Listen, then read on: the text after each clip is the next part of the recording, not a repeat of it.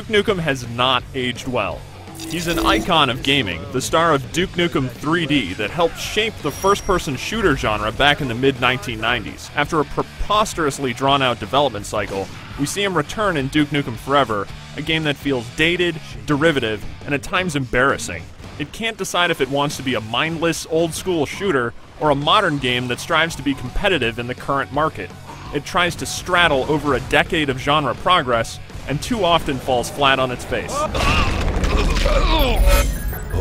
right there. Oh, yeah. That was fun.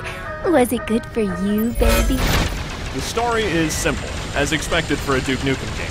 Aliens are attacking, and Duke needs to kill them. As he kills, he'll spout one-liners ripped from movies and generally reinforce his narcissistic, sexist persona. Come get some. He feels like a relic, an ignorant personality that's remained shuttered in a basement while the rest of the industry moved on. Wrap it before you tap it. That's who Duke is, but what's really disappointing is nothing creative was done with his stubborn refusal to grow up in a world that has. Instead, Duke is still an offensive child with no redeeming qualities, and for some reason we're supposed to love him for it. Duke Nukem Forever looks old, which may not be surprising considering the development time. The environments that are meant to impress fall short because of the bland colors and a general lack of artistic flair. A majority of the giant bosses and combat encounters are decently designed, but most are forgettable. The grinding guitar music will slide from your memory moments after you hear it, and the story, as meager as it is poorly told. It's down to you and me, you one-eyed freak.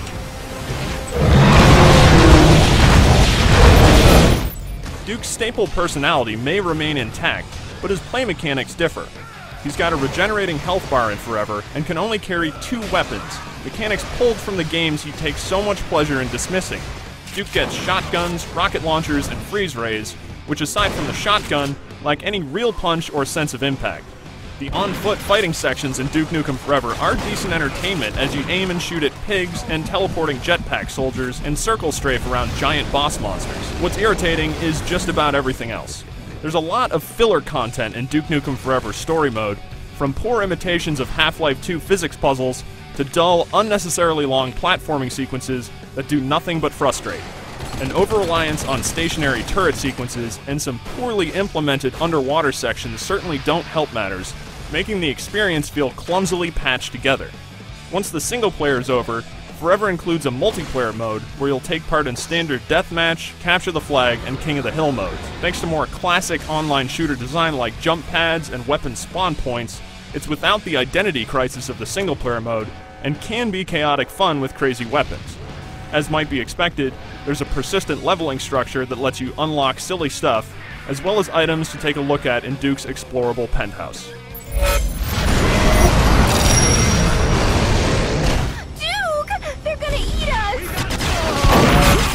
Thanks to the protracted development cycle of Duke Nukem Forever, he's achieved a legendary status he doesn't necessarily deserve.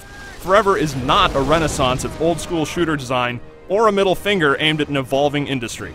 It's a dusty, muddled experience with some decent shooting sections and a lot of poorly designed filler. Forever may be good for a brief nostalgic rush, but there's little else worthy of praise about Duke's tangled, awkward return. For more on Duke Nukem Forever, head over to IGN.com.